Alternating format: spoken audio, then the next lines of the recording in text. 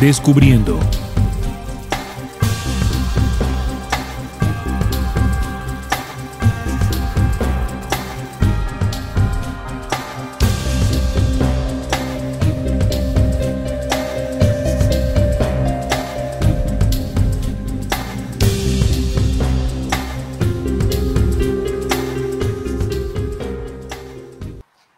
Antes de entrar en materia del tema religioso, porque vamos a hablar de la espiritualidad humana, pongo esa imagen allí para que comience a hacernos pensar sobre nuestra existencia. Coloco una galaxia. Esa galaxia que ven allí es, así pues se grafica en estas imágenes hechas por computador, la galaxia de Andrómeda, que es la galaxia pues vecina, más cercana a la Vía Láctea. Y esto que nosotros vemos aquí no son estrellas, son más galaxias, por supuesto. Cuando uno ve este tipo de imágenes o ve documentales, ve noticias que hablen del universo, no sé pues si a ustedes les ha ocurrido, inmediatamente surgen preguntas y reflexiones que nos sacan de la cotidianidad en la que vivimos. Más allá de pues el hecho de ir a trabajar, pagar las deudas, pagar las cuentas, nos hacemos preguntas profundas sobre nuestra existencia, de qué es lo que hacemos aquí, cuál es nuestro propósito, hacia dónde iremos, estamos solos en el universo y muchas otras preguntas que nos hacemos al ver este tipo de imágenes. Sin embargo, para nosotros hoy día, siglo XXI, es común hablar de galaxias y millones de galaxias en el universo. Sin embargo, la visión que tenemos hoy del universo que nos rodea no ha sido igual siempre. Si nos remontamos a la historia más lejana, por ejemplo, se creía que la Tierra era plana y que era el centro del universo y que, bueno, no habían otros planetas más allá de lo que podíamos ver, ni soles ni estrellas, sino simplemente la bóveda que se veía. Vamos a hacer un pequeño recorrido en la historia y de la visión que hemos tenido del universo para que entendamos cómo la inteligencia humana y el conocimiento humano se ha ido expandiendo con el tiempo. ¿Por qué es necesario que reflexionemos esto? Porque hubo muchos hombres en la historia que propusieron teorías y se arriesgaron a proponer conocimientos que rompían paradigmas y esquemas. Por ejemplo, los que se atrevieron a decir que la Tierra no era plana, sino que tenía otra forma, fueron perseguidos y señalados en su momento, como los que dijeron que no existía un único sistema solar, sino que había muchos otros. Pues hoy vamos a hablar de un tema delicado. Hoy vamos a hurgar en lo más profundo del sistema religioso. Y esto para muchos puede sonar fuerte, quizás pueda sonar atrevido, quizás a muchos no les guste, pero es necesario reevaluar la historia. Este pequeño video que les vamos a colocar aquí es de la película Contacto y de Judy Foster. Y aquí en esta pequeña escena se hace una especie de recorrido desde el planeta Tierra hasta lo más profundo del sistema solar y más allá de la galaxia. Vemos aquí cómo vamos, como si estuviésemos en una nave saliendo de nuestro planeta, dirigiéndonos hacia el espacio exterior. Ahí acaba de pasar la Luna. Nos adentramos más en el sistema solar y ahí vemos el planeta Marte, cinturón de asteroides que está entre Marte y el gigante gaseoso. Ahí están las lunas de Júpiter. El planeta más grande del sistema solar, ahí lo vemos, Júpiter, planeta gaseoso, que tiene muchísimas lunas. Luego que pasamos por Júpiter, el siguiente planeta es Saturno, con sus famosos anillos.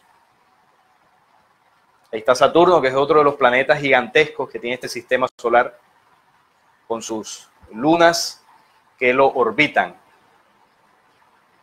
Luego ya vienen los planetas helados, que pues están más allá del sistema o del Sol, Neptuno, Plutón, que bueno, ya no es considerado planeta.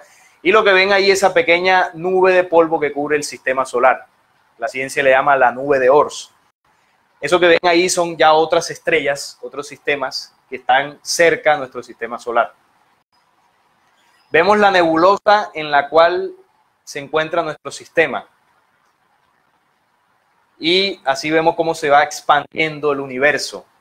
Somos un pequeño punto en un rincón de una galaxia. Vemos la nebulosa que se encuentra en un pequeño rincón de la Vía Láctea, la galaxia en la cual vivimos. Ahí empieza a aparecer la Vía Láctea, estamos en uno de sus brazos, en un pequeño costado de esa gigantesca galaxia que tiene miles de millones de sistemas solares como el nuestro. Vemos el centro galáctico y el halo galáctico. Aquí empiezan a aparecer otras galaxias. Todo eso que ven alrededor son innumerables de galaxias que nos rodean.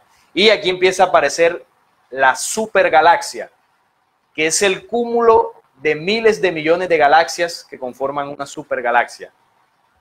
Lo que vemos alrededor no son galaxias, son otras supergalaxias que conforman nuestro universo. Y vemos cómo se expande en miles y millones de supergalaxias que componen nuestro universo. Este tipo de videos, como les decía, nos hacen pensar más allá de nuestra ciudad, de nuestra cotidianidad. Pero sin embargo, esa visión, como les decía, pues no es nueva, es realmente muy reciente. Por ejemplo, en Babilonia, Claudio Ptolomeo, en el siglo II hasta el siglo XVI, se creía que la Tierra era el centro del universo. Antes de eso se creía que era plana. Luego ya, pues, se consideró que era esférica, pero que era el centro del universo. Es decir, que el Sol y los demás planetas giraban alrededor de nuestro pequeño planeta. Esa teoría o ese pensamiento se mantuvo hasta el siglo XVI. Imagínense cuántos siglos pasaron con esa misma creencia. Luego la humanidad avanzó.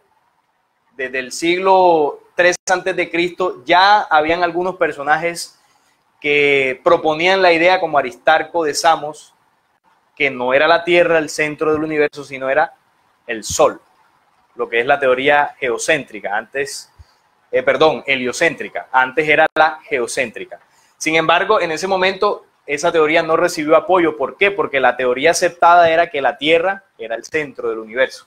Por lo tanto, él lo propuso, pero fue rechazada. Y fue hasta el siglo XVI, por Nicolás Copérnico, que ya se aceptó la teoría heliocéntrica, como el Sol en el centro del universo. En el siglo siguiente, es decir, en el siglo XVII, Johannes Kepler extendió este modelo para incluir órbitas elípticas apoyadas en las observaciones de Galileo Galilei. Es decir, que no solamente Kepler contempló este modelo, sino que además añadió las órbitas elípticas basado en Galileo Galilei, porque hasta aquí se pensaba que las órbitas eran circulares, pero en diversas observaciones se dieron cuenta de que no cuadraba por el tema del movimiento de los astros, de las lunas y una serie de situaciones que les hicieron reevaluar este modelo. Luego ya en 1920, Edwin Hubble, de ahí salió el nombre del telescopio Hubble, que es el que está en órbita terrestre, para incluir, además de las órbitas elípticas y la teoría heliocéntrica, que ya pues se tenía en esa época. Él se dio cuenta de que vivíamos en medio de una galaxia. Ya no solamente era que el Sol y nuestro sistema eran el centro del universo, se dio cuenta de que existían otros sistemas solares, miles de millones más, y que hacían parte de una galaxia. Es decir, que ya no éramos, nuestro Sol no era el centro del universo, sino que girábamos en torno a una galaxia. Y también, pues, diversas observaciones se dio cuenta que no era la única. Por ejemplo, en el año 2013, los científicos Laura Mersini y Richard Holman afirmaron haber descubierto a través del telescopio Planck posible evidencia de que haya otros universos fuera del nuestro. Es decir, que Hubble se dio cuenta de que vivíamos en una galaxia y que había más galaxias, y ya estos científicos hace 6 años, no hace mucho, miren cómo nuestra visión del universo ha avanzado, pero aún seguimos descubriendo cosas. Ellos, según sus observaciones y teorías, han propuesto de que existen, además de nuestro universo, muchos universos más. Eso todavía no es aceptado del todo por la ciencia, apenas se está contemplando.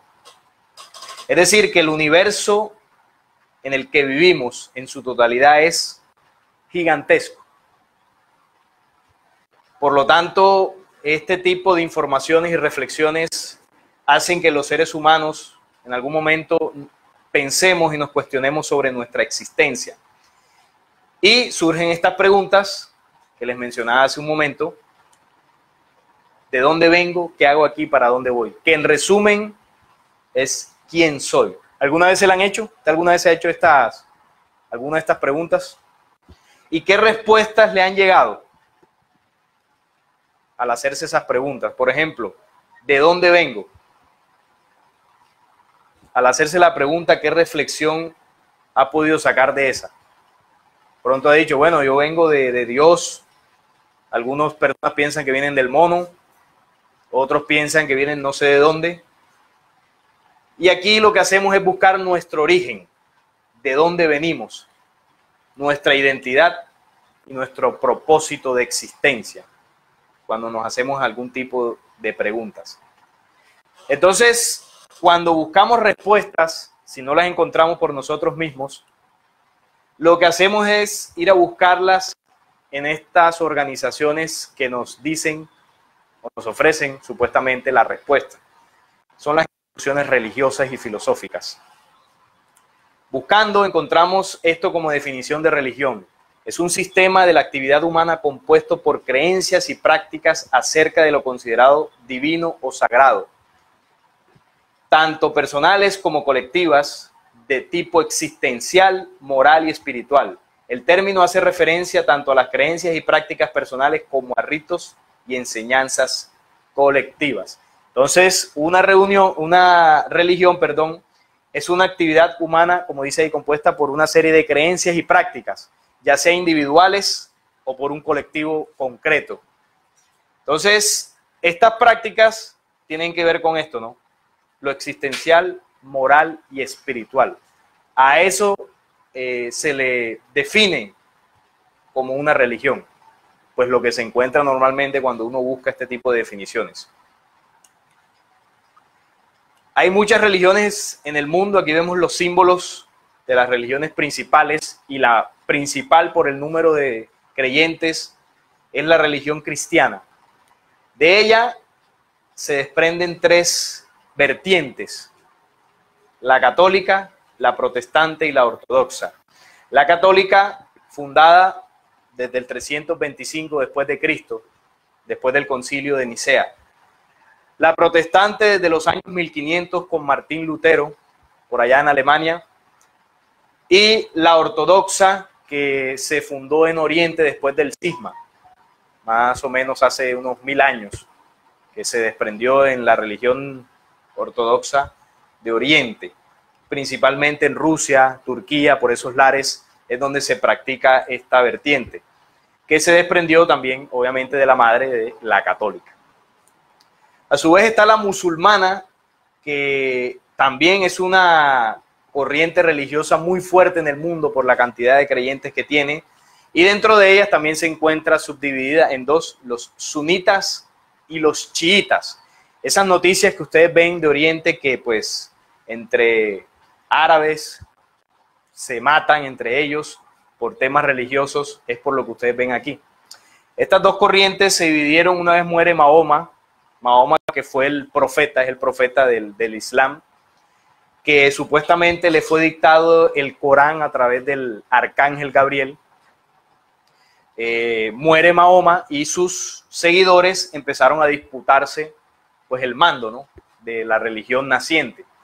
Y de esa división pues surgieron dos bandos, sunitas y chiitas, que defienden a muerte las creencias del Islam, la famosa el yihad o guerra santa.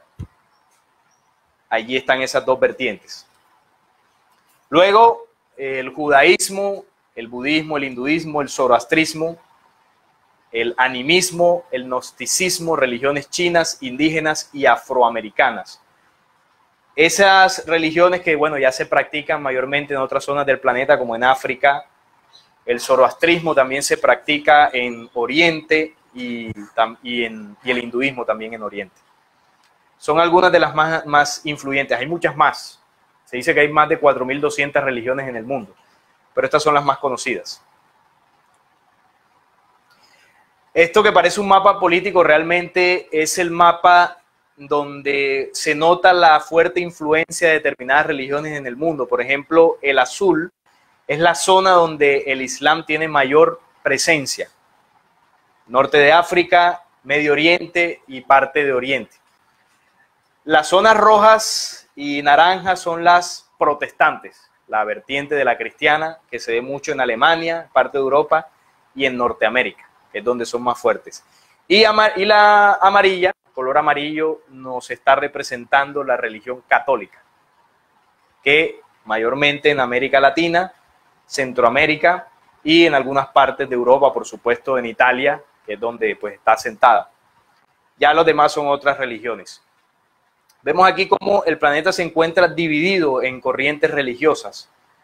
Incluso se han sacado canciones como la de Ricardo Arjona, que habló de esta problemática y recibió muchas críticas. La canción de Jesús no es verbo, es verbo no sustantivo. Estos son los elementos básicos para la formación de una religión. Si usted desea formar un culto religioso, debe tener en cuenta estos 6 puntos. El primero de ellos es que en toda corriente religiosa debe haber un dios o varios dioses. Cuando hay un dios, se conoce como monoteísta. Cuando hay varios dioses, se conoce como politeísta, como por ejemplo las religiones de la India. Eso es básico. Tiene que haber un dios al cual adorar. Luego, en el segundo punto, es necesario que hayan sacerdotes, ministros y líderes espirituales, que son los que imparten la doctrina enseñada por el Dios. En el tercer punto, deben haber libros sagrados para la conformación de la doctrina. En el libro sagrado está consignada la palabra del Dios, que es impartida por los sacerdotes o líderes espirituales. El cuarto punto, se deben crear estilos y reglas de vida diferentes, con festividades. Por ejemplo, hay religiones donde está prohibido beber café, hay religiones donde se pide un tipo de vestimenta específico, hay religiones que festejan Semana Santa y otras que festejan otro tipo de celebridades o celebraciones. Eso depende de la corriente religiosa. En el quinto punto es que haya lugares de culto, debe haber un espacio, un templo, un lugar donde las personas se congreguen. Y en el sexto punto es que debe haber credulidad. Si no hay credulidad en el Dios, en el libro sagrado, en los sacerdotes, pues no puede usted ser parte de esa religión.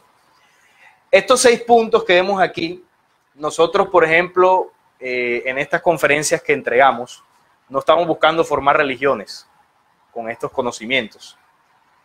Nosotros no tenemos aquí sacerdotes, ni ministros, ni libros sagrados, ni le vamos a adorar a un Dios o a varios dioses, de la forma en que se nos ha enseñado a adorarle a Dios en las religiones.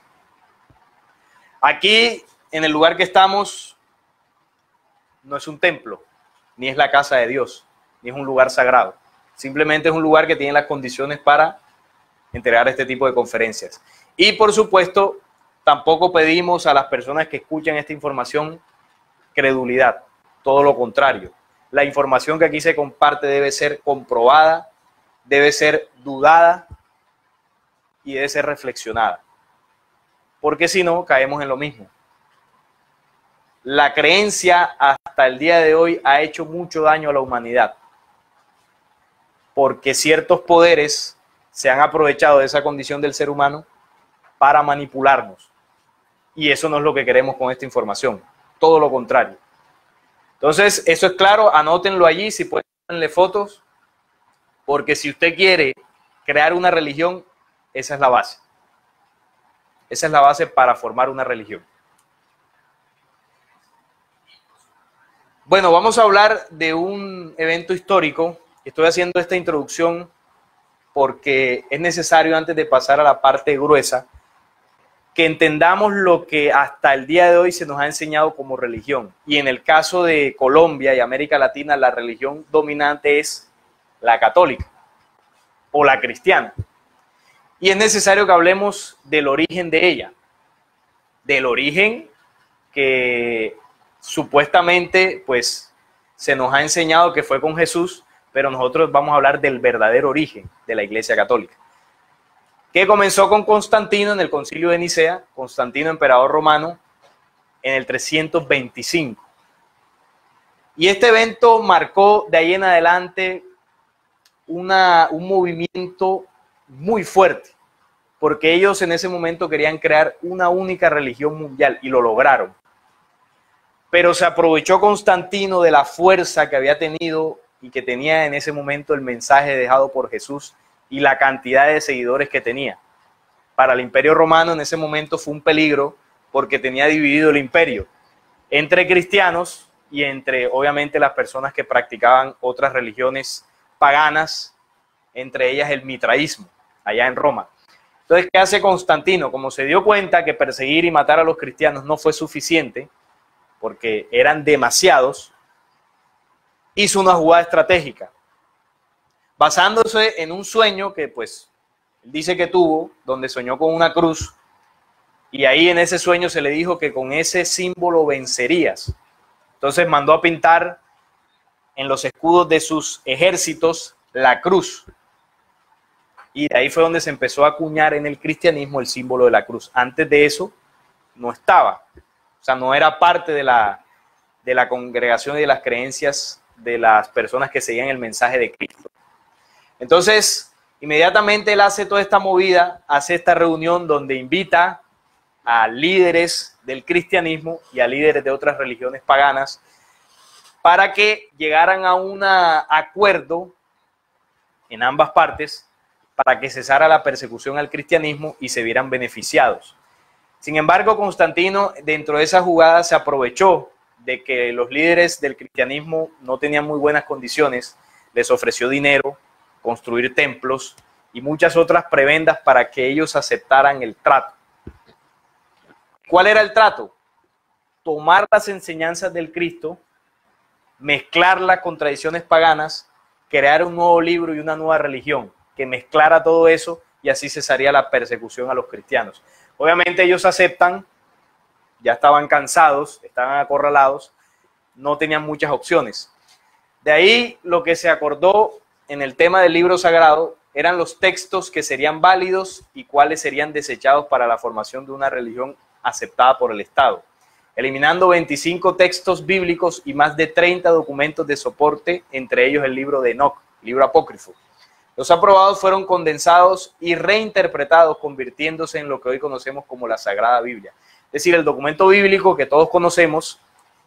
¿Cómo se creó? Bueno, había en la reunión, se colocaron todos los libros que practicaban, tanto los cristianos, practicaban y leían, junto con libros que estudiaba, por ejemplo, la religión judía y algunas otras denominaciones de aquella época.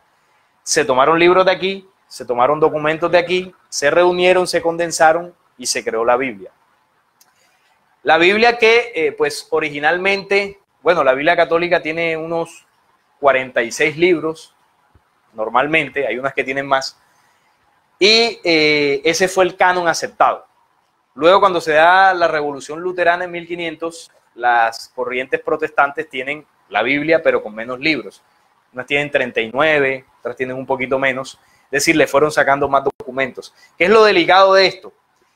Que al desechar textos desde el Concilio de Nicea y en las traducciones bíblicas y modificaciones que se hicieron en el tiempo, nos dejaron la información incompleta, de mucho conocimiento e información, por ejemplo, sobre nuestro origen, sobre nuestro propósito de existencia. No lo tenemos a la mano, porque estos documentos, los escondidos, fueron ocultos en muchas bibliotecas, en muchos lugares. Poco a poco fueron saliendo a la luz, pero son considerados apócrifos o no inspirados por Dios.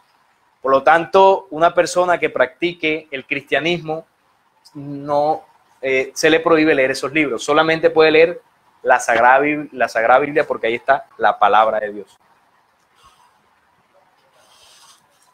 Entonces, esto nos dejó una herencia incompleta, como les decía, de la sabiduría contenida en los textos originales, eliminando información sobre quiénes somos, de dónde venimos, por qué estamos aquí y qué podemos esperar que suceda. Por ejemplo, muchos documentos excluidos tienen profecías, no solo la Biblia. Es decir, que si solo consideramos la Biblia, no tenemos el contexto general de la información que fue dejada. Ahora vamos a hablar un poco de la Biblia. La Biblia, que no es un libro, sino es un compendio de libros. Y eso es clave entenderlo. ¿Por qué? Porque varios de esos libros, o más bien todos los libros, fueron escritos por diferentes personas en distintas épocas. La Biblia no es un libro cronológico. Es decir, si yo me leo del Génesis hasta el Apocalipsis, ese no es el orden. ¿Dónde se determinó el orden? En el Concilio de Nicea. Pero eso tiene una cronología distinta. Entonces la Biblia, que viene del griego biblos, que traduce biblioteca o conjunto de libros, consta de dos partes. La primera, el Antiguo Testamento, lo conforman 39 libros, la ley, que está conformada por 5, los 5 primeros libros, o el Pentateuco. También están los libros históricos, Jueces y otros documentos como Reyes, los libros de Samuel. Están los sapiensales como Salmos, los Proverbios y los proféticos, que son, por ejemplo, los 4 profetas mayores, Isaías, Ezequiel, Daniel, Jeremías, y los 12 profetas menores. En el Nuevo Testamento lo conforman 27 libros. Los Evangelios, el libro histórico que es Hechos de los Apóstoles, las 21 epístolas que hay allí de Pablo, sobre todo, también hay de Juan, de Pedro, y el libro profético que es el Apocalipsis. Se les atribuyó el carácter de revelados, es decir, palabra de Dios. De ella se nutren las 3 grandes religiones del mundo, la judía, musulmana y la católica o cristiana. ¿Qué ocurrió en el Concilio de Nicea? Aquí vemos que en el Antiguo Testamento está la ley. La ley de esos 5 primeros libros son la Torá judía, la base de la Torá judía. Es decir, que ahí se mezcló la tradición judía con la tradición cristiana. Por eso aquí nos dice que de ella, del documento bíblico, se nutren estas 3 grandes religiones. Hay una mezcla de creencias, una mezcla de tradiciones y mezcla de prácticas que hasta el día de hoy gran parte de la humanidad ni se entera de eso. Es decir, que cuando leemos el Antiguo Testamento, sobre todo los 5 primeros libros, estamos leyendo sabiduría y costumbres y leyes o prácticas del pueblo judío. Y cuando leemos el Nuevo Testamento, ya estamos estudiando conocimientos que dejó el Cristo, que dejó Jesús. Y hay una diferencia cultural, sobre todo en el tiempo en que fueron escritos. Se atribuyen los 5 primeros libros supuestamente a Moisés. Algunos dicen que, bueno, cómo Moisés pudo escribir eso, incluso hablar sobre su propia muerte en Deuteronomio. Pero bueno, hay muchas cosas allí que el documento bíblico no cuadran. ¿Cómo y cuándo se realizaron mutilaciones a los textos bíblicos? Han habido 3 grandes manipulaciones a la Biblia. Y digo 3 grandes porque han habido más, solo que han sido las más importantes. Y son estas que vemos aquí. El primero es la que se conoció como la Septuaginta. Es decir, se buscaron 70 traductores porque en ese momento el Antiguo Testamento, aquí todavía no está el Nuevo Testamento, estaba escrito en hebreo y arameo. Entonces, estos 70 traductores de la época tomaron esos textos y lo llevaron o lo tradujeron al griego, que era el idioma en ese momento, pues, universal, como lo es ahora el inglés. En ese momento era el griego. Y a esta se le conoció como la Septuaginta, o la Biblia de los 70. Luego, ya en el siglo IV después de Cristo, ahí cerquita al Concilio de Nicea, ya aquí sí estaba el Nuevo Testamento. Esta traducción la hizo Ptolomeo Filadelfio II. Gobernó en Egipto, era un gobernante egipcio. Esta fue antes de Cristo. Esta sí fue después de Cristo. Esta la hizo San Jerónimo, aduciendo que la palabra de Dios estaba incompleta. Revisó la traducción griega, esta, y la tomó y la llevó al latín, a otro idioma. Sabemos muy bien que cuando se traduce un documento, un texto de un idioma a otro, inmediatamente cambia. Cambian palabras, cambian frases, cambia el sentido, cambian muchas cosas. Entonces imagínense, aquí pasó del hebreo al griego y aquí del griego al latín. Y esta traducción la hizo un papa de la Iglesia Católica. Ya la Iglesia Católica, por supuesto, estaba apenas empezando, y una de las primeras cosas que hizo la Iglesia Católica luego del Concilio de Nicea, comandada por este Papa, fue traducir esa Biblia. Luego, más adelante, en el siglo XIII, un rey católico, Alfonso el Sabio, decretó nuevamente la siguiente traducción con modificaciones más profundas y sometidas a los criterios y las creencias que reformaron los ya deformados conceptos hebreos. Aquí no se tradujo a otro idioma, aquí se tomó la que estaba en latín y se le hizo modificaciones profundas a la traducción e interpretación. Esta, si vemos en los tres casos, quienes hacen las traducciones y manipulaciones fueron personas influyentes. 2 reyes y un papa.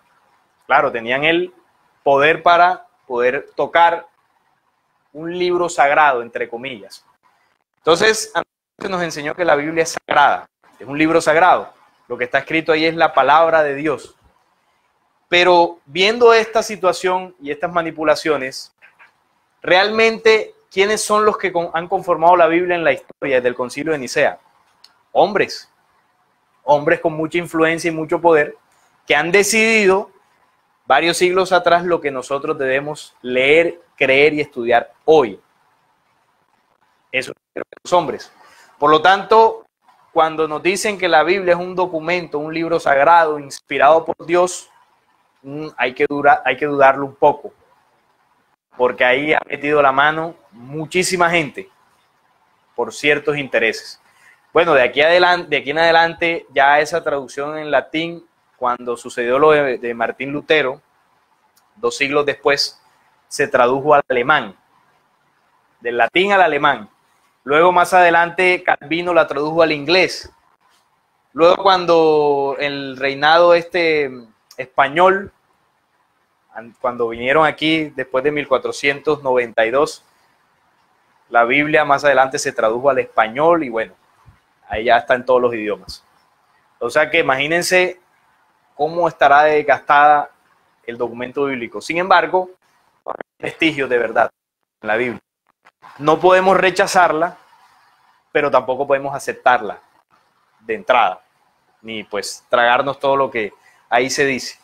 Es necesario conocer esto. Ahora, si uno le pregunta o conversa de esta situación con un pastor, un cura o alguna persona docta en el tema religioso, bueno, te va a decir que sí, que ha sido manipulada, pero que a pesar de eso se mantiene como libro sagrado porque las personas que lo hicieron estuvieron inspiradas por el Espíritu Santo, a las personas que hicieron la manipulación. Dicen que, ¿no? ¿Qué tal? Que ellos con el Espíritu Santo, ellos vinieron y cogieron esos libros. Claro. Por inspiración. Por el Espíritu Santo. Entonces, bueno, esa es la respuesta, pero yo, por ejemplo, no me la creo. Dudo bastante en esa situación. Bien, como sabemos que el documento bíblico ha estado manipulado, es necesario hacer una revisión profunda de ciertas cosas que se nos han enseñado, por ejemplo, sobre nuestro origen. Vamos a hablar del libro del Génesis.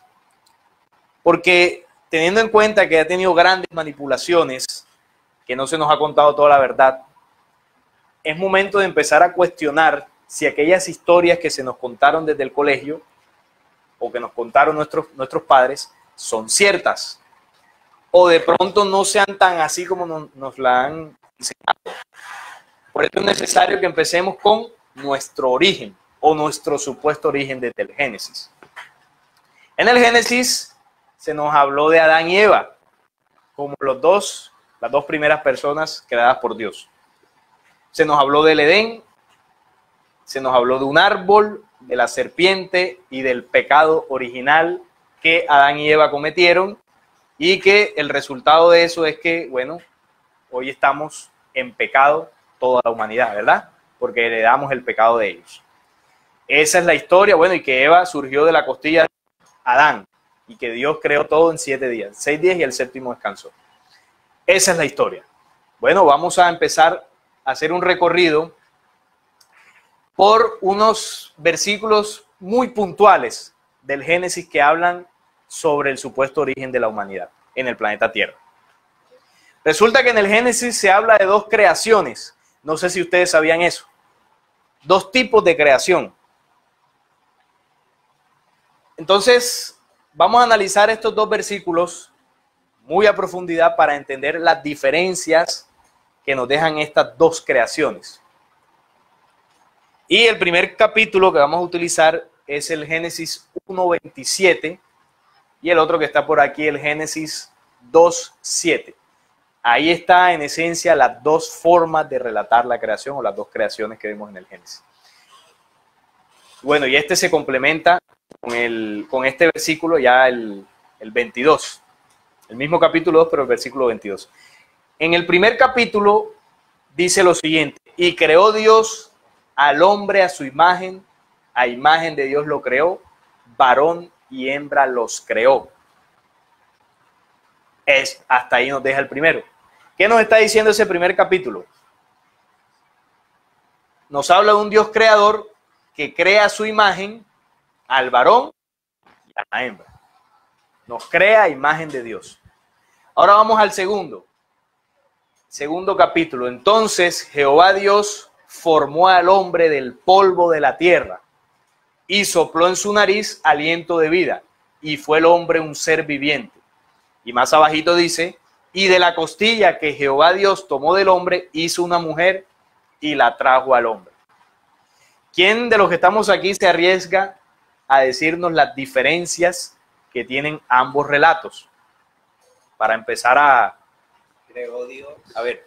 Creó Dios. En el primero, vamos a hacerlo así. Disculpe un momento. Usted nos va a comparar ambos relatos y nos va a decir, vea, el segundo se diferencia del primero porque en el segundo nos dice tal forma, tal palabra, y en el otro dice de otra forma. Entonces, adelante. ¿Cómo es su nombre? Disculpe. Ricardo. O sea, porque en el primero Dios creó al hombre, o sea, lo creó de la nada, de la palabra de Dios, ¿verdad? Y acá dice que Jehová formó al hombre del polvo de la tierra. Entonces Dios no forma, Dios crea. Entonces aquí se ve la diferencia en que aquí está formando algo algo que ya existió y supuestamente está apenas creando las cosas. Bien, él encuentra la primera diferencia. Aquí se nos dice que somos creados y aquí se nos habla de formar, de que se nos forma. ¿Quién ve otra diferencia? Ya Ricardo nos dio una. Tú nos muestras la diferencia de los verbos, crear y formar. Bien, ¿qué otra diferencia encuentran? Bueno, aquí ya nos habla del sujeto. Aquí el sujeto se le llama simplemente Dios y aquí se le llama Jehová Dios. Se le añade el Jehová. Todas esas cosas que pareciera no tener sentido, pero sí lo tienen, muchísimo. A ver, ¿qué otra diferencia ven allí? Hay muchas más. Varón y hembra los creó. Varón y hembra los creó. O sea, que los creó el hombre y la mujer a la vez. Exacto, aquí se nos mete en la misma oración de la creación al varón y a la hembra. Y en la de abajo, primero se narra cómo se crea el hombre y más adelante cómo se crea la mujer de la costilla del hombre. Eso también es importante. Hay otra diferencia importante que todavía no han dicho.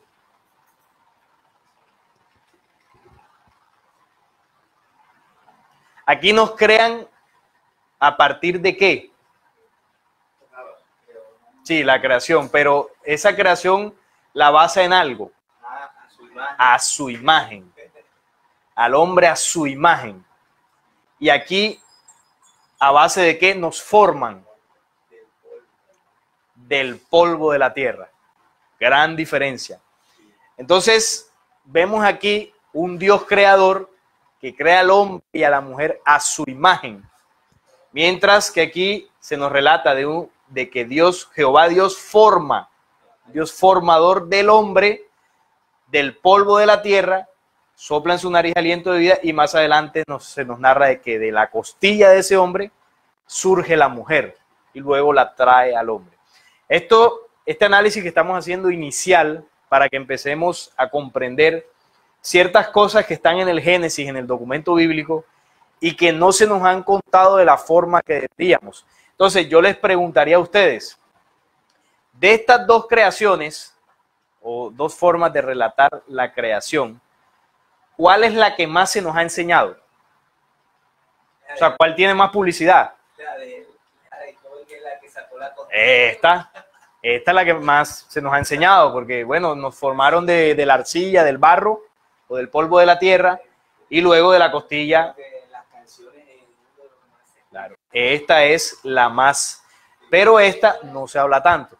Entonces, si vemos aquí de esta forma de narrar la creación se han desprendido una cantidad de situaciones, como por ejemplo que el hombre es primero y la mujer después, que la mujer sale del hombre, por lo tanto el hombre es superior. O sea, muchas cosas que terminan en machismo y en cosas que han mancillado la esencia de la mujer durante toda la historia. Cosas que surgen de estas creencias que se replican en el tiempo. Pero vamos a ver realmente qué fue lo que ocurrió. ¿Qué pasó en realidad? Bueno, en el Génesis está la respuesta. Si leemos, porque recuerden lo que le decíamos al principio, nosotros aquí no promovemos la creencia, promovemos la investigación, la comprobación, promovemos a que el ser humano desarrolle su propia inteligencia. Si vamos al Génesis capítulo 5, ya nos relata un proceso más extendido de lo que realmente pasó. Dice, este es el libro de las generaciones de Adán, el día en que creó Dios al hombre, a semejanza de Dios lo hizo. Varón y hembra los creó y los bendijo, y llamó el nombre de ellos Adán, el día en que fueron creados. Yo les pregunto, ¿esta cita de cuál de las dos creaciones está hablando? ¿De la primera o la segunda? De la primera, ¿verdad? Pero ya un poquito más extendida. Entonces, aquí nos ratifica y nos habla del sujeto de la primera oración, el Dios creador. Nuevamente aparece el verbo, creó Dios, al hombre a semejanza de Dios lo hizo. Varón y hembra los creó, no los formó. Y los bendijo, y aquí hay algo importantísimo, y llamó el nombre de ellos Adán, el día en que fueron creados. Entonces, ¿quién es Adán? Según el relato que nos está haciendo ese capítulo. Hombre y mujer, varón y hembra. Claro, varón y hembra los creó y llamó el nombre de ellos, plural, sí, tanto del varón como de la mujer. Adán, el día en que fueron creados. Entonces, Adán no es un hombre, como se nos enseñó, que Adán es el primer hombre creado. Hombre, y de ahí surgió Eva de la costilla. Adán es una humanidad de varones y de hembras desde el principio del planeta. Porque otra cosa que se nos ha enseñado y hemos creído es que de un solo hombre y una sola mujer se desprendió todos los que estamos aquí. O sea que se tuvieron que acostar hijos con padres, entre hermanos, entre tíos, y ahí hubo una recocha impresionante hasta que, bueno, la humanidad se multiplicó y hoy en día estamos aquí. Y la pregunta es, ¿de dónde salieron los de color, los de raza negra? Los chinos? Exacto. Entonces miren esto.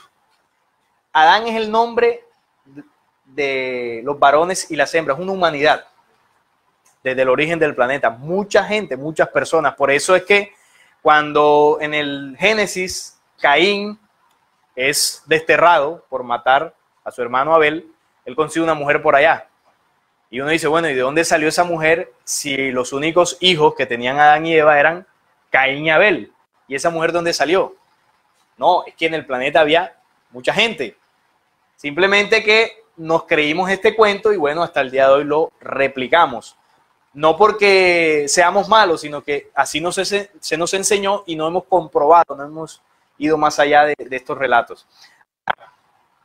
El Adán, que vemos allí el nombre de ellos, realmente nos está hablando de una codificación genética de la humanidad inicial. Una codificación genética de la humanidad naciente en ese momento, desde que fuimos creados. Eso que ustedes ven allí, ADAN, es el código genético de la humanidad, original. Pero ¿qué sucedió? Vamos a interpretarlo lo que dice el Génesis capítulo 2, 21. Y vamos a hacerlo como venimos haciendo las anteriores citas. A ver de qué personaje y de qué versión de la creación se nos está hablando. Entonces Jehová Dios hizo caer sueño profundo sobre Adán. Ya sabemos que no es un hombre.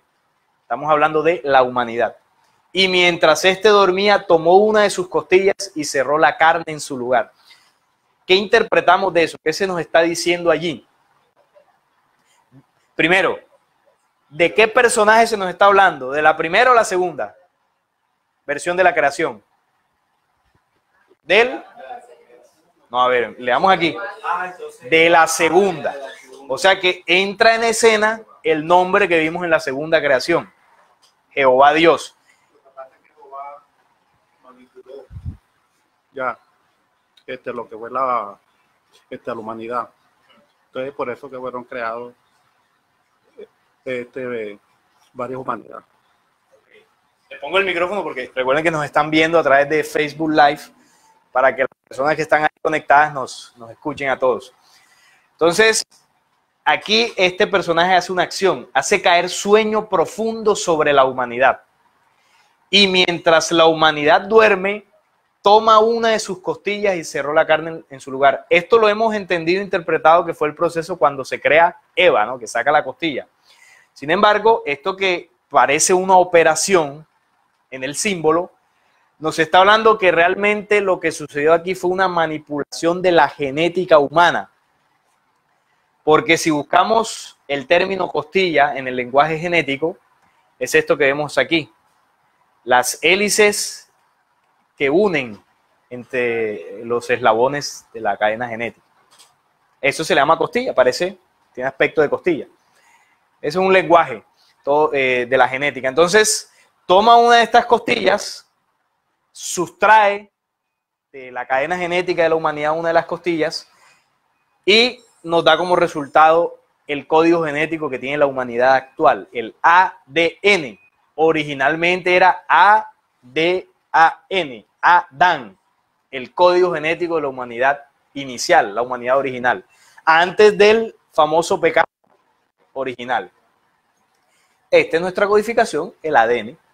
Entonces, miren lo que tuvo que hacer el personaje para poder sustraer la costilla, hacer caer en sueño profundo, porque bajo esa condición es que podía manipular, tocar la genética.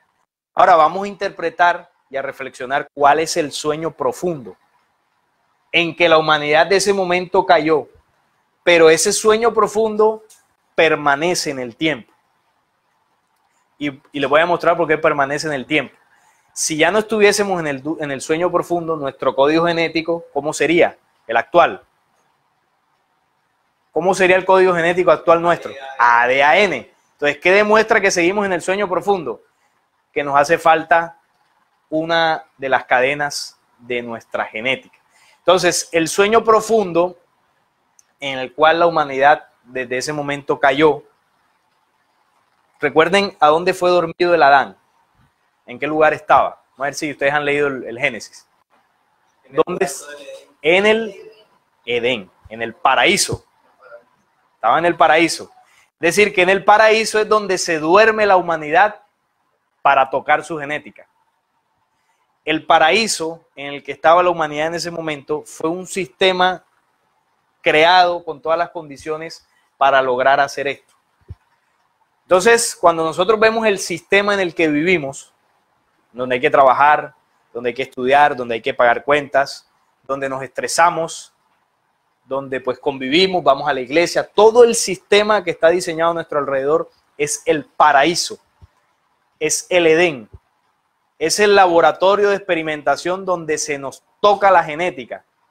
Y no solamente con lo que les dije, estamos hablando también de alimentación, estamos hablando de enfermedades, estamos hablando de contaminación ambiental de todo tipo, estamos hablando de entretenimiento a través de redes, televisión, todo lo que se pone enfrente nuestro para que no despertemos del sueño profundo. Miren, el sueño profundo es, por ejemplo, que en pleno siglo XXI la humanidad desconozca este tipo de informaciones. ¿En qué estamos normalmente a diario, además del trabajo? Bueno, pendientes de pronto de un partido de fútbol, de salir a tomarnos unos tragos el fin de semana, de cualquier cosa que hace un ser humano promedio. Ese estilo de vida que nos han enseñado a vivir, porque se nos dijo que esa era la vida real, es el que nos sigue sumergiendo en el sueño profundo, el que nos impide despertar, el que nos impide darnos cuenta de que la vida que estamos llevando no es la vida real. Nos dijeron que era la vida real.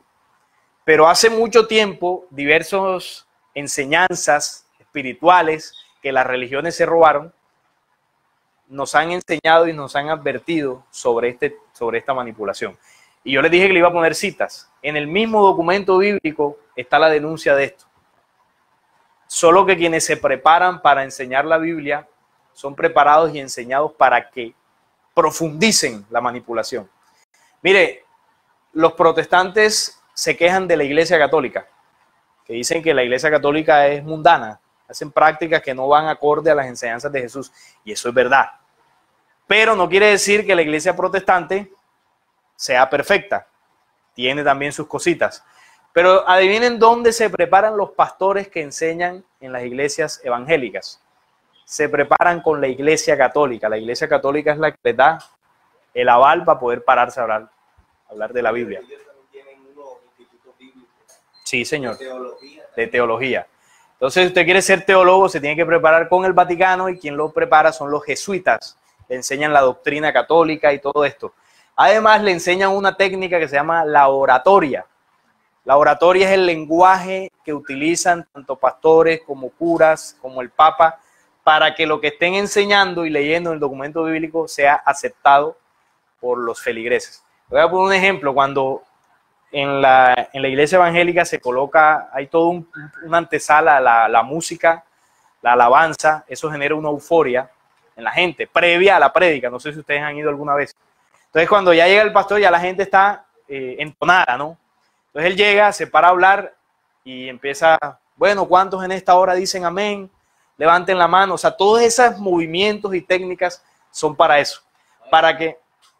Sí, adelante. No, o sea, que también utilizan la música de fondo mientras hablan, claro, y causan cierta emoción. Hasta sí, pueden hablar de una forma como que están llorando. Sí, sí, y como para causar esa emoción. El hablado en lenguas, todo eso. Eso es estudiado, eso es practicado, eso es una ciencia que le enseñan a ellos en este tipo de instituciones. Entonces, claro, ¿cómo es que la gente no se da cuenta de esto teniendo la Biblia en la mano? Leyendo, porque esto lo hemos leído muchas veces. Por eso que les estoy diciendo, porque hay técnicas para que usted se adormezca y no se centre en lo que tiene que ver, sino simplemente crea en la interpretación del pastor. ¿Cuál es la invitación que nosotros hacemos? Yo me puedo estar inventando esto. De pronto esto no está ni en el Génesis.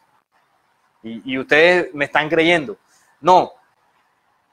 ¿Cuál es la responsabilidad de ustedes, si así lo desean? Coger esa cita, anotarla o grabársela, y van ahora más tarde a su casa cuando pueden. Me voy a leer para decir lo que dijo él, que ahí decía, sí dice. Ahí lo lee. ¿O fue Carreta? Uy, sí. Ahí, no, ahí está diciendo que caímos en un sueño profundo sobre Adán, tomó una de las costillas y cerró la carne, parece una cirugía.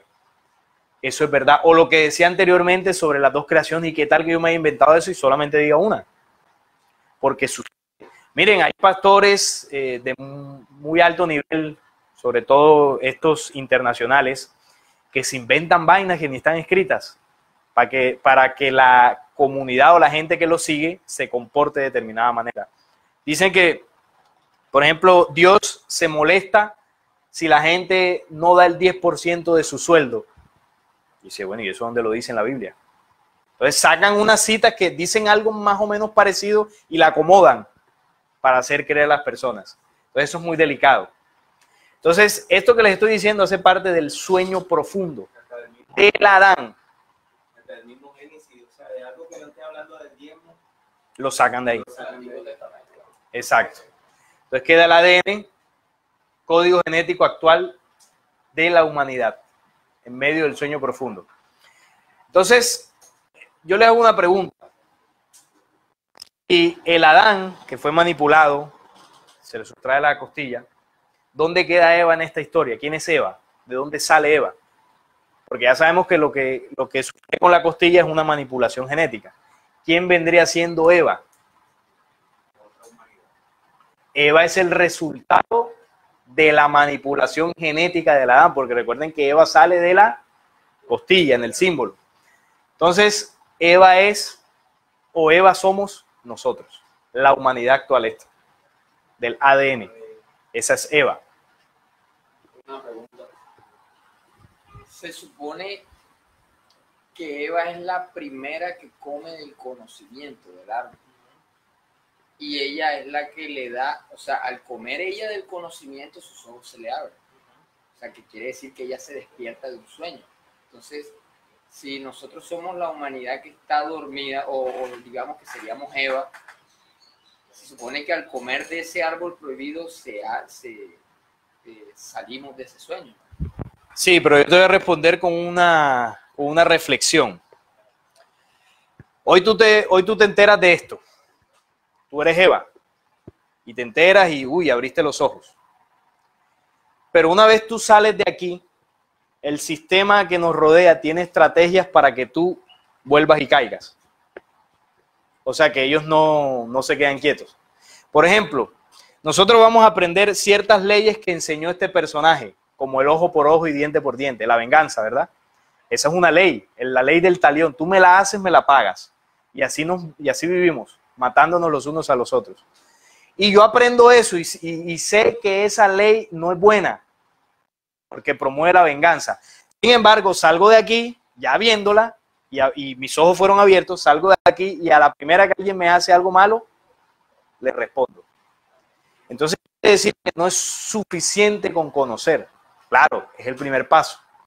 Pero tiene que haber un mecanismo de conocimientos espirituales, y cuando me refiero a espirituales, no me estoy refiriendo a religión, sino conocimientos palpables, que se practiquen, que se hagan realidad en el ser humano para poder despertar de ese sueño profundo.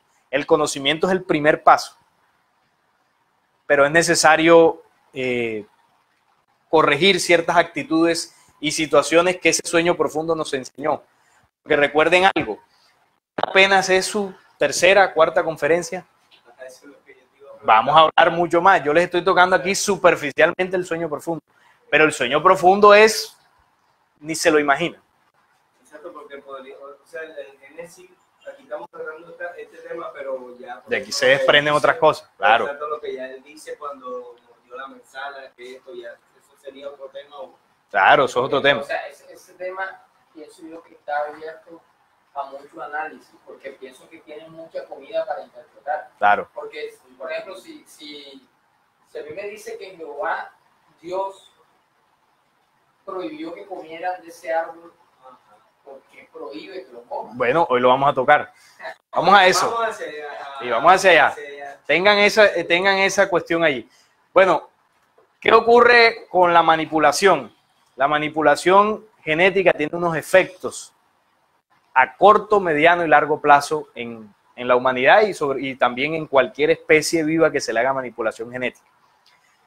En el Génesis 6:3 dice lo siguiente: y dijo Jehová, nuevamente el personaje de la segunda versión de la creación, no contenderá mi espíritu con el hombre para siempre, porque ciertamente él es carne. Bueno, no se ve, mas serán sus días 120 años. Vamos a colocárselos aquí, a subir esta parte, para que lo puedan apreciar mejor. Subimos aquí. Ahí ya se ve un poquito mejor. Ahí está. Listo. Aquí ya lo vemos mejor. Bien. Más serán sus días 120 años. Entonces, este fue uno de los primeros efectos de la manipulación genética. Se acortó el tiempo de vida de los Adanes. ¿Cuánto tiempo de vida podían vivir según el documento bíblico? Hasta 1000 años. Adán murió de 930 y pico años, Matusalén vivió 969 años. Es decir, las personas de aquella época vivían cientos de años, 600, 700, casi 1000 años. Lo primero que sucedió fue esto. Nos redujeron el tiempo de vida. Pero ese tiempo de vida ya no es 120 años. ¿Cuánto vive una persona promedio? 80, ¿no? 75, 80. Ah, bueno, entonces vemos que el sueño profundo... Sí, más o menos. Entonces vemos que el sueño profundo y la manipulación genética permanece, porque si no estuviera, tuviésemos vida para rato. Investigaciones científicas, esto es bueno que lo comprueben, porque esto queda aquí como letra. Los científicos se han dado cuenta investigando la genética humana, el ADN, y ellos dicen que el tope máximo de vida que puede llegar la genética humana actual es de 120 años. Claro, pueden haber casos que pase 122, 125, pero el límite general es 120 años. Entonces usted lee esa noticia que es oficial y usted va aquí y dice, sí señor, aquí hubo una manipulación genética en la humanidad que uno de los efectos fue acortarnos el tiempo de vida. Otro de los efectos es que a partir de ahí somos más propensos a enfermedades generativas de la genética y del cuerpo y todo esto.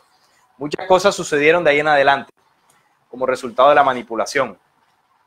El sueño profundo. Entonces, aquí en el Génesis 2:16 nos dice algo muy importante que tiene que ver con lo que tú decías ahora del árbol. Y mandó Jehová Dios al hombre diciendo, de todo árbol del huerto podrás comer, mas del árbol de la ciencia del bien y del mal no comerás, porque ciertamente morirás. Entonces, aquí hay un mandato de este personaje, Jehová Dios, hacia la humanidad. Les prohibió comer del árbol del conocimiento del bien y del mal que estaba en el centro del paraíso. Curiosamente lo coloca en toda la mitad, o estaba puesto en toda la mitad. Es como una especie de tentación, ¿no? Lo coloca en el centro y luego le dice, no comas de él. Pero miren esto, ¿qué ocurre si comen? Ciertamente morirás. Ahora, ¿cuál era el afán de que la humanidad no conociera el árbol de la ciencia del bien y del mal? ¿Por qué quienes manipularon al hombre o manipuló al hombre no quiere que coma del árbol del conocimiento? ¿Cuál es la intención? Recuerden que vivimos el sueño profundo. ¿Qué pasa si comemos? Claro, tendemos a despertar, lo que él decía ahora. En el primer paso es adquirir el conocimiento, comenzamos a despertar, pero no es totalmente eso. Ahora, recuerden que quien le dice a la humanidad, o en este caso a Eva, según el cuento bíblico, que coma es la serpiente, ¿se acuerdan? La serpiente la tienta y le dice, no, come, que no pasa nada. Sin embargo, vemos aquí que el mandato es no comer del árbol del conocimiento, pero aquí estamos reflexionando que, hombre, bajo una manipulación, lo más lógico es que comamos, que se nos permita comer. ¿Y quién nos prohíbe que comamos? Dios, entre comillas, Jehová Dios. Y nos han dicho que la serpiente es la mala, es Satanás. Sin embargo, la serpiente es la que insta a la humanidad a comer. Aquí está el capítulo. Génesis 3, 4, 5. Entonces la serpiente dijo, no moriréis, porque aquí Dios, Jehová Dios dice, ciertamente moriráis. Y la serpiente les dice, no moriréis, sino que sabe Dios que el día que comáis de él, del árbol, serán abiertos vuestros ojos y seréis como Dios, sabiendo el bien y el mal. Aquí hay varias cosas importantes. Miren que se menciona dos veces a Dios, una con D minúscula y una con D mayúscula. Aquí están los dos personajes o dioses del primer y segundo narrativa de la creación. Entonces dice, ¿sabe Dios cuál Dios? Jehová Dios. Que el día que comáis serán abiertos vuestros ojos, por eso no quería que comieran. ¿Acaso el sistema en el que vivimos le va a gustar de que entendamos que hay una manipulación enfocada que los seres humanos sigamos sometidos y sigamos muriendo? No le interesa. Por ejemplo, sería muy negativo para los sistemas de salud, los sistemas farmacéuticos, que bueno, ahí hay una plática importante. Entonces, por ejemplo, la farmacéutica, sí, nos alivia muchas enfermedades, pero nos daña otras partes del cuerpo. Y eso promueve el sueño profundo. Por ejemplo, el sistema religioso no les va a gustar que nosotros hoy estemos hablando de esto. Y aquí somos pocos. Imagínense que estuviésemos 5.000 personas, 10.000 personas hablando de esto. No les va a gustar porque son 6.000 personas que dejan de ir a las iglesias. Entonces, por eso no les interesa que coman, porque serán abiertos vuestros ojos. Y seréis como Dios. Es decir, en el momento que nuestros ojos sean abiertos y despertemos del sueño profundo, volvemos a la condición original en la que fuimos creados, como Dios, sabiendo el bien y el mal. Es decir, recuperamos la capacidad de discernir. Hoy en día a nosotros se nos hace muy difícil saber distinguir lo bueno de lo malo. Hablo en términos generales. Hay cosas que sí, no sabemos que, por ejemplo, tomarme un veneno es malo a cambio de tomarme un jugo, por ejemplo. Pero hay cosas, por ejemplo, que nosotros vemos buenas y no son tan buenas. Ejemplo, hay gente que defiende el tema de tomar alcohol y eso es algo socialmente aceptado y entre amigos y eso es bueno. La sociedad lo considera como algo bueno. Pero si nosotros vamos más allá a lo que es el alcohol y el daño que le hace al cuerpo y lo que le ha perjudicado a la humanidad, ¿cuántas vidas nos ha costado el alcohol? Entonces ya empezamos a entender que ahí no hay algo tan bueno, sino que es una droga, porque hay que llamarlo por su nombre, que es socialmente aceptada y que, bueno, asumimos como algo cotidiano. Ese tipo de cuestiones que son tan detalles, no somos capaces, hablo en general, de discernirla. Entonces vamos a entender quién realmente es la serpiente, porque se nos dijo que era la mala, pero está invitando a la humanidad a que despierte. Para eso tenemos que hacer recurso de un libro que se llama el libro apócrifo o el libro secreto de Juan. Es un libro escondido de esos que sacaron en el concilio de Nicea. Bueno, es un libro de esos. Y esos libros que hicieron nos ayudan a entender muchas cosas, por ejemplo, de la Biblia, en este punto que estamos hablando.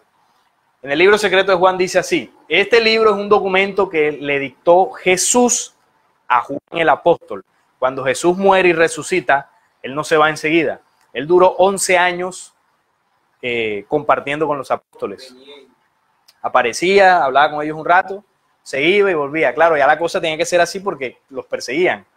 Entonces ya él se les aparecía de vez en cuando y les entregaba conocimientos. En una de esas veces que se vio con ellos, en este caso con Juan, le dictó el libro secreto de Juan. Yo se los recomiendo, un libro importantísimo, está por internet, así que lo pueden descargar. Hasta los 46 años.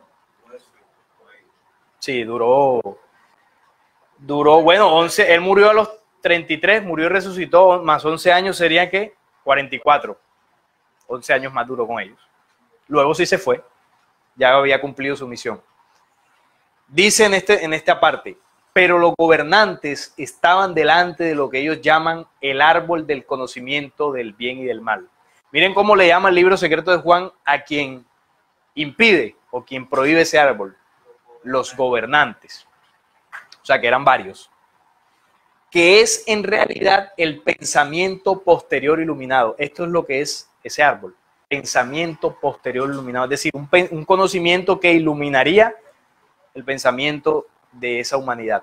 Se quedaron allí para que Adán no contemplara su plenitud y descubriera así la vergonzosa desnudez del propio Adán. Recuerden que nos dijeron que estaban desnudos, pero realmente no es que estuvieran desnudos, porque simplemente con el hecho de las inclemencias del clima, ¿sabes? Se arropaban con cualquier prenda o natural o cualquier cosa que se hicieran. Cuando está hablando de que estaban desnudos, está hablando en el símbolo de que estaban desnudos de conocimiento.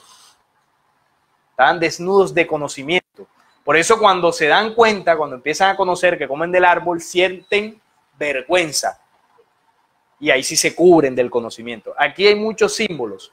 Es decir, está relatado de forma simbólica, no en la literalidad de cómo realmente ocurrió. Entonces dice acá, Jesús le dice a Juan: yo fui el que empero les hizo comer. El Salvador, como le llama aquí. Yo le dije al Salvador: Juan, Señor, ¿no fue la serpiente la que ordenó a Adán que comiese? Es decir, que Juan lo educaron porque él era judío, él estudiaba el Génesis, el Pentateuco, él le enseñaron, vea, la serpiente fue la que ordenó que comiera. Él le hace la pregunta, como cualquiera de nosotros le puede surgir la duda, ay, no fue la serpiente. Y él le dijo, el Salvador se rió y dijo, la serpiente les ordenó que comieran de la maldad, la preñez, la lujuria y la destrucción para que Adán fuera de utilidad a la serpiente. Entonces aquí nos está hablando de que quien ordenó aquí que comiese no fue la serpiente, sino el Salvador, o Jesús, exactamente. Pero él aquí habla de otra serpiente, que fue la que sí incitó a la humanidad que comiera de todas estas cuestiones negativas, ¿no? La maldad, la preñez, la lujuria, pero esa serpiente, ahora más adelante vamos a ver cuál es. La serpiente que tiene a la humanidad aún comiendo de eso.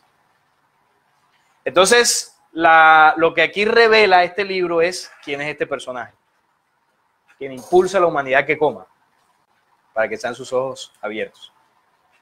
Entonces viene el plan B de Jehová, que era lo que tú decías, bueno, y si ellos comieron, ¿por qué no despertaron? Ah, no, porque es que esa organización o ese personaje no se quedó quieto.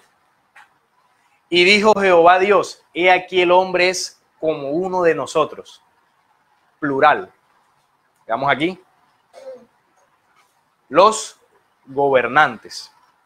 O sea, había una organización allí protegiendo ese árbol, sabiendo el bien y el mal. Ahora pues, que no alargue su mano, tome también del árbol de la vida y coma y viva para siempre. Entonces, aquí hay algo importante. Una vez se come del árbol del conocimiento, el conocimiento te invita a que tomes de otro árbol, y es el árbol de la vida, y coma y viva para siempre. Por eso el conocimiento no es todo, es solo el comienzo. Solo el conocimiento comprendido y aplicado te lleva a comer del árbol de la vida. Árbol de la vida que aquí vemos como Jehová Dios y su combo prohíben. Primero prohíben comer del árbol del conocimiento. Y una vez el hombre come de este árbol, prohíben comer del árbol de la vida. Son dos árboles en el símbolo. Y vemos, por ejemplo, en Apocalipsis 2:7, que Jesús, el árbol de la vida, lo ofrece, mientras Jehová Dios lo niega. El que tiene oído, oiga lo que el Espíritu dice a las iglesias. El que venciere, le daré a comer del árbol de la vida, el cual está en medio del paraíso de Dios. Entonces aquí hay algo que llama la atención. A nosotros se nos ha enseñado que este personaje es el mismo Padre de Jesús. Y uno dice, bueno, y aquí hay como que una contradicción. Porque el papá, entre comillas, niega el árbol de la vida y el hijo lo ofrece. Son cosas que yo sé que muchos nos hemos preguntado, y más los que han leído la Biblia han podido ver las incongruencias que la Biblia tiene del Antiguo al Nuevo Testamento. Recuerden lo que ocurrió en el Concilio de Nicea sobre la mezcla de tradiciones, que en esta información vamos a ahondar en ellas, para que entendamos que la manipulación es más profunda de lo que pensamos que es. Echó pues fuera al hombre y puso al oriente del huerto del Edén querubines y una espada encendida que se revolvía por todos lados para guardar el camino del árbol de la vida. Es decir, que lo que tú decías, bueno, ¿y por qué al comer del conocimiento no despertaron y ya? No, es que sí, comieron del conocimiento, pero una vez comieron de ese conocimiento, lo gobernaban o lo protegían, se inventaron otro plan para que no comiéramos del árbol de la vida. Entonces, ¿qué hicieron? Echaron a la humanidad del huerto del Edén y protegieron el camino que guarda el árbol de la vida, es decir, lo bloquearon. ¿Y cómo lo bloquearon? Bueno, recuerden el sueño profundo, todo esto que vivimos. El árbol de la vida en símbolos. De hecho, quienes... O sea, que el árbol de la vida viene siendo el Padre, digámoslo así, ¿verdad? Vamos a entenderlo de esta forma. Los que vinieron a la charla del corazón. En el símbolo, ¿cuál vendría siendo el árbol de la vida? Donde está la vida en el hombre, el corazón humano. Ahí está el árbol de la vida. Pero ¿qué es lo que se le prohíbe al hombre comer de él? ¿Sí se acuerdan? De la sabiduría eterna que está en el corazón. Porque Jesús dice, Jesús o algún apóstol que dice, me corrige si me equivoco, dice, la vida eterna es que conozcan, dice que conozcan al Padre. Esa es la vida eterna, que te conozcan a ti. O sea, no es, digamos, que no vas a morirte, sino de que te conozcan a ti. Bueno, lo que él dice tiene sentido con lo que hablamos en la charla del corazón. ¿Dónde mora el Dios de la vida? En el corazón del hombre. Cuando se come de ese árbol, el hombre tiene vida eterna. ¿Cuál ha sido el problema? Que a nosotros nos desconectaron de ese árbol. Nos bloquearon. ¿Recuerdan cuando hablamos de toda la manipulación de los sentidos, todos los vicios a los que somos sometidos? Se contamina el proceso natural. Y ahí está la conexión. Entonces, por eso en la cita de Apocalipsis dice, al que venciere, ¿el que venciere qué? Toda la manipulación. Le daré a comer el árbol de la vida, el cual está en medio del paraíso de Dios. Entonces, ¿recuerdan la imagen de los 7 lobosoles? Son 7 lobosoles, que hay 3 arriba, 3 abajo y hay uno que está en el medio. De los 7 candeleros. Entonces dice acá, el Espíritu le dice a las iglesias, son los 7 candeleros. El que está en el medio es el corazón. Entonces, por eso esa conferencia es importante. Los que no hayan tenido la oportunidad de venir, esa conferencia la montamos en el canal de YouTube de Descubriendo. Ahí está montada toda la conferencia. A lo último, sí, a lo último, si están interesados, les pasamos la información para que ustedes puedan la vean, que es complemento de esta. Todas las conferencias van hiladas. Los que vieron la del corazón pueden entender más fácilmente lo que estoy explicando. Y cuando ya los que no la han visto la puedan ver y estudiar, enseguida hacen el enlace. Bien, continuamos acá. ¿Será Jehová nuestro verdadero Dios? Ya estamos terminando más o menos. Recuerden que íbamos a estar aproximadamente 1h30, porque esto lo vamos a hacer en 2 bloques. Y está buena la cosa, ¿no? Y se va a poner mejor. ¿Será Jehová nuestro verdadero Dios? Es la pregunta. Porque hasta ahora hemos analizado algunas citas que lo hacen sospechoso de ciertos movimientos no tan positivos para la humanidad terrestre, ¿verdad? Pero se nos ha dicho que Dios, así se nos dice que es el Padre de Jesús. Jehová es un término, o el nombre de Jehová es un término hebreo, por supuesto, que lo grafican con estas 4 letras hebreas, o el tetragramatón, las 4 grandes letras. ¿Cómo? Exacto. Entonces, esto se le ha llamado de diferentes formas, se le han añadido vocales, porque en el idioma hebreo no hay vocales, como lo hay en nuestro idioma. Entonces, esto tiene una pronunciación muy compleja que suena más o menos Yai Bet Bot Het, Yod Het Bot Het, porque se lee de derecha a izquierda del hebreo, ¿no? Yod Het Bot Het. Más o menos suena así. Entonces, ya se le añaden vocales, ya en el idioma ya español, por acá latino, y ya se traduce Yahvé, Jehová, se le fue cambiando más o menos, pero todo se nutre, ese nombre surge de acá. Vamos a ver un poco mejor. Jehová en inglés, Jehová, es una latinización de la palabra hebrea, esta que ven aquí. Entonces, por eso algunas personas, cuando uno dice, no, el nombre es Jehová, dicen, no, estás equivocado, no es Jehová, sino es... Sí, es verdad, pero esto proviene de acá, solo que se le añaden vocales.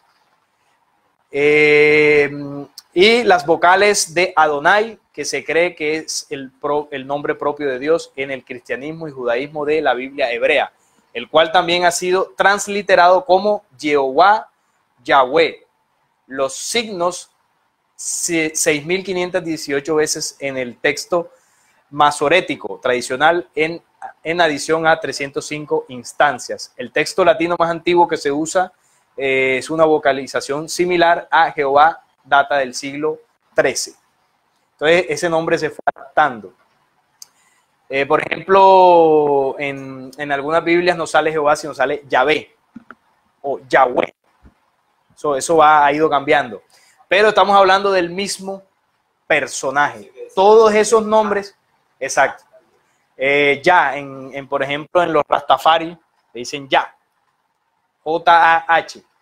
Todos esos nombres están hablando del mismo personaje, no son distintos. Yahweh, Jehová, Yahvé, Tetragramatón, Yod-Het, Bod-Hei, es lo mismo. Son adaptaciones del nombre para que, por ejemplo, del lado nuestro podamos leerlo. Entonces, hay unas citas en el documento bíblico, en Isaías sobre todo, que denuncia y nos muestra el origen de este personaje, de Yahvé o de Jehová. Isaías 30, 27. Ya hemos visto, como les decía, los indicios de ciertas acciones que ha hecho en contra de la humanidad. Isaías dice esto: he aquí el nombre de Jehová viene de lejos, su rostro encendido y con llamas de fuego devorador, sus labios llenos de ira y su lengua como fuego que consume. Aquí Isaías nos está haciendo una descripción del personaje, ¿no? Miren cómo lo describe: un rostro encendido y con llamas de fuego devorador y sus labios llenos de ira. Cuando ustedes leen eso, ¿qué se les viene a la mente? Dice él, un demonio. A ver, ¿qué más? Venganza.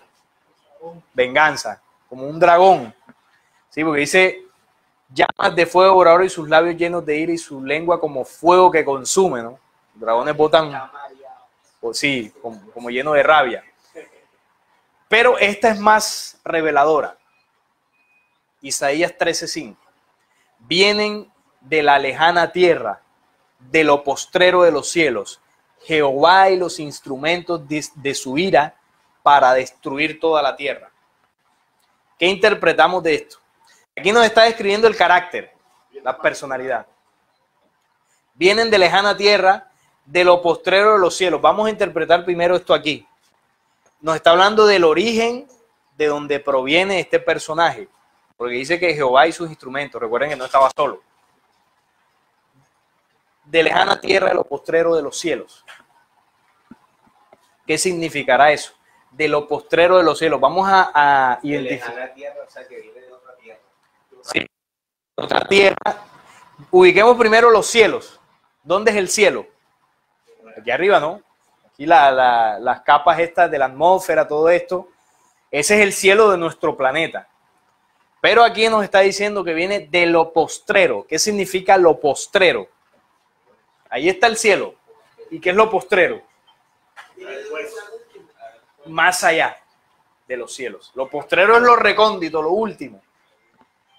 Entonces, ¿quién viene de allá? Jehová y los instrumentos de su ira, y traen un objetivo: para destruir toda la tierra. Entonces estamos hablando de qué aquí. Vamos a ver quién lo dice tal cual como es. ¿De qué estamos hablando allí? Sí, viene a hacer daño, pero cuando vemos el lugar de procedencia y el personaje, ¿de qué estamos hablando? Extraterrestre. Que viene a manipular, así de claro. Mire, hablar o decir esto varios años atrás era loco. Bueno, todavía lo es, pero antes era peor. La humanidad ha ido avanzando y por eso hacíamos la reflexión inicial sobre el tamaño del universo en el que vivimos. Vea, decir y pensar que somos los únicos en el universo es osado a estas alturas. Quien crea que estamos solos en el universo, esto es un punto de vista mío, ¿no? Está todavía en el siglo pasado. Claro, la ciencia no nos dice nada de esto. La ciencia nos vende otra cosa y nos da otra información para que creamos que así es, que estamos solos. Pero con un universo tan grande, lleno de galaxias, usted puede creer que seamos los únicos. Tanto espacio desperdiciado, tantos planetas, estrellas desperdiciadas. No, es un diseño inteligente de vida. Y nosotros somos uno de los tantos planetas habitados. Pero aquí se nos está denunciando que vino una organización extraterrena más allá de nuestro sistema solar a invadir y destruir la Tierra. Entonces vemos en el Génesis que esta organización, que aquí le llaman Jehová, una de las primeras cosas que hizo fue manipular la genética humana. Se nos enseñó que este era Dios. ¿Por qué desde ese momento la humanidad ha creído que ese es Dios. Ah, porque se nos enseñó que nos formó, nos dio el aliento de vida, porque las religiones nos enseñaron que ese era el mismo Padre de Jesús. Por eso la pregunta, ¿será Jehová nuestro verdadero Dios? Ahora vamos acá, nuevamente con Isaías. ¿Cómo caíste del cielo? ¿Cómo caíste del cielo, oh lucero, hijo de la mañana? Cortado fuiste por tierra. Tú que debilitabas a las naciones, tú que decías en tu corazón, subiré al cielo, en lo alto, junto a las estrellas de Dios. Levantaré mi trono y en el monte del testimonio me sentaré. A los lados del norte, sobre las alturas de las nubes subiré y seré semejante al Altísimo. Aquí están haciendo un relato de un personaje que cayó del cielo, cayó a la tierra y tenía un pensamiento o un deseo en su corazón. Y era subir al cielo a lo alto, levantar un trono. Ese trono lo levantó en el monte del testimonio. ¿Ustedes saben cuál es el monte del testimonio? El monte donde se entregaron los 10 mandamientos. El monte que está por allá en Arabia. Ese monte que se llama el Sinaí, ahí nos enseñaron que se paró quién a entregar. Dios. Dijeron que ahí se había posado Dios, que habló con Moisés, le entregó las tablas de la ley y los mandamientos para enseñar al pueblo hebreo. Dijeron que era Dios, pero aquí nos está denunciando quién fue. ¿Cómo le llama aquí? Lucero, hijo de la mañana. Y dice aquí que se sentaría en las alturas y seré, ese era el deseo que tiene, seré semejante al Altísimo. Es decir, que esa organización, al llegar al planeta, una de las cosas de las cuales hizo creer a la humanidad es que se hicieron pasar por Dios o hacerse semejante a Dios. Semejante o sea que aquí está demostrando que hay un Dios que es el verdadero, que es superior. También se dice de que cuando dicen en la Biblia, en hebreo dicen Elohim, quiere decir dioses, y Eloha, Dios, pero ese Dios, digamos que esa palabra es griega, y la palabra, el original de la palabra es, traduce es altísimo, no Dios. Claro, así es. Sí, hay muchas, como ya vimos las traducciones, ¿no? Todo lo que se ha hecho en la Biblia. Entonces, lucero o lucero, hijo de la mañana, aquí antes, en la Biblia más antigua, no decía lucero, decía Lucifer. Hijo de la mañana, hijo de la estrella de la mañana, de Sirio. Uno de los lugares donde provino esa organización. La estrella de Sirio, que si vinieron a la charla anterior del dinero y el nuevo orden mundial, les hablaron de sociedades secretas, ¿verdad? ¿Cuál es la estrella que adoran los masones? Una de las estrellas. La estrella de Sirio. La estrella de 5 puntas. De donde provienen sus dioses. Entonces vemos cómo las charlas van enlazadas. Tiene sentido y tiene lógica lo que Neil les entregó en la anterior. ¿Por qué la adoran? Claro, porque de allá vinieron unos personajes que se hicieron pasar por Dios, por el Altísimo, y manipularon. Deuteronomio 32:8-9, cuando el Altísimo, nuevamente aparece el término, hizo heredar a las naciones, cuando hizo dividir a los hijos de los hombres, estableció los límites de los pueblos según el número de los hijos de Israel, porque la porción de Jehová es su pueblo, Jacob la heredad que le tocó. Entonces Jehová eligió un pueblo. ¿Cuál pueblo eligió? El pueblo de Israel, ¿verdad? El pueblo hebreo, es como está consignado en sus libros sagrados. Entonces por eso dice aquí, de todos los hijos de la tierra, la porción de Jehová es su pueblo, Jacob, que luego de pelear con Dios, le cambiaron el nombre y le pusieron Israel, la heredad que le tocó. O sea que el pedacito, el grupo o la parte de la humanidad que ese Dios eligió fue Israel. Por eso es el pueblo elegido de Dios, como nos hicieron creer. Uno diría, bueno, ¿qué padre es capaz de elegir a uno solo de sus hijos? Si un padre humano, no siendo Dios, no es capaz de poner por encima a uno de sus hijos en contraposición de los demás, ¿cómo es que Dios haría eso con los seres humanos que somos su creación? ¿Cómo elige a unos y rechaza a otros? No hay igualdad, no hay equidad. No hay nada, no hay sabiduría, no hay inteligencia. Es en guerra, en violencia, exactamente. Claro, al tú elegir uno de tus hijos, inmediatamente tus otros hijos, hey, ven acá, ¿qué está pasando? A este le das todos los beneficios y a nosotros no nos das nada. Empieza el conflicto. Entonces, claro, un Dios o el Dios verdadero, el Dios de la vida, no haría eso. Por eso dice la lógica universal: no elijo hombres ni hago pactos con hombres. No he elegido pueblos. No he hablado para una sola casta de hombres. Dice la lógica universal. El Dios verdadero. Dios verdadero no elige pueblos. ¿Cómo va a elegir un solo pueblo? ¿Cómo va a elegir un solo pueblo en todo el vastísimo universo? Eso no tiene sentido. ¿Cómo va a necesitar el 10% de tu sueldo? ¿Para qué? ¿Qué va a comprar con eso? Eso no tiene sentido. Dios verdadero está por encima de lo que la humanidad cree que es Dios. Nosotros tenemos un concepto de Dios que nos han enseñado las religiones basado en este personaje. Pero nosotros no sabemos realmente ni conocemos al Dios verdadero. Alguna vez Jesús enseñó en Mateo, no, en Juan 4, cuando habló con la samaritana, o Mateo 4, Mateo capítulo 4, no estoy mal. Le dice a la samaritana: vosotros adoráis lo que no sabéis.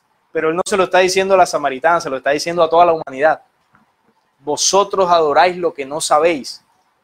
Nosotros adoramos un Dios que ni nos enseñaron que era Dios y adorarle, pero no sabemos realmente si ese que nos enseñaron a adorar es el verdadero o si es un personaje que se hizo pasar por Dios, como aquí lo está denunciando Isaías. Entonces llega el Apocalipsis a denunciarnos algo importantísimo. Apocalipsis 12:3. También apareció otra señal en el cielo, he aquí un dragón escarlata. Entonces recuerdan esta cita que ustedes describieron que parecía como un dragón. Bueno, vamos acá. Un dragón escarlata. Véalo acá, acá está en el símbolo. No es que sea un dragón literal. Cuando nos habla de un dragón escarlata, o la cita de Isaías hace una descripción, nos está describiendo el carácter de los personajes que llegan. O sea, su personalidad, su perfil. No es que sea un dragón literal. Entonces miren lo que nos dice Apocalipsis 12:7 y 9. Después hubo una gran batalla en el cielo. Miguel y sus ángeles luchaban contra el dragón y sus ángeles.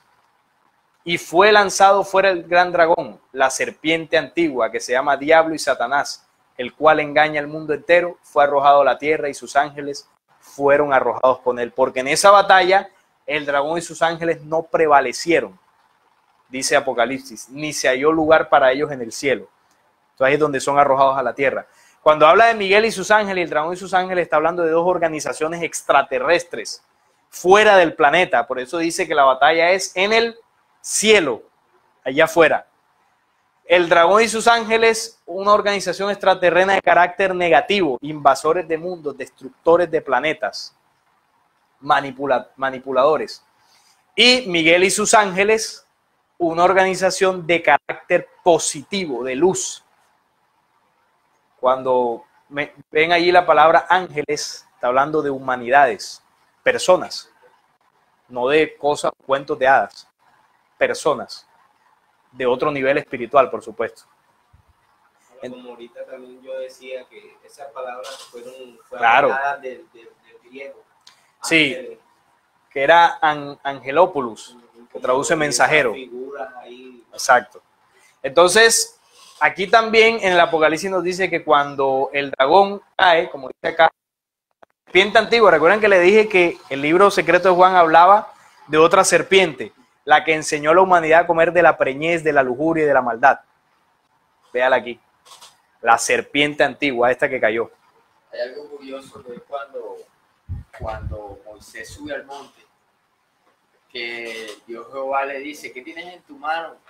Una vara ya. Tírala al suelo. Moisés la tira ya. Se convierte en una serpiente y le dice Jehová: ese es el símbolo con que mi pueblo te reconocerá a ti de que yo soy tu Dios. En Éxodo está. Ahí está, exactamente. Ahí está el símbolo de la serpiente. Es el símbolo de esa organización. Entonces, una vez cae a la tierra, fue lanzado fuera el gran dragón, llega aquí fue arrojado a la tierra, engaña al mundo entero. ¿Y cuál es el engaño? Además del sueño profundo, la manipulación, todo eso. El engaño más grande que esta organización utilizó en contra de la humanidad fue hacerse pasar por Dios.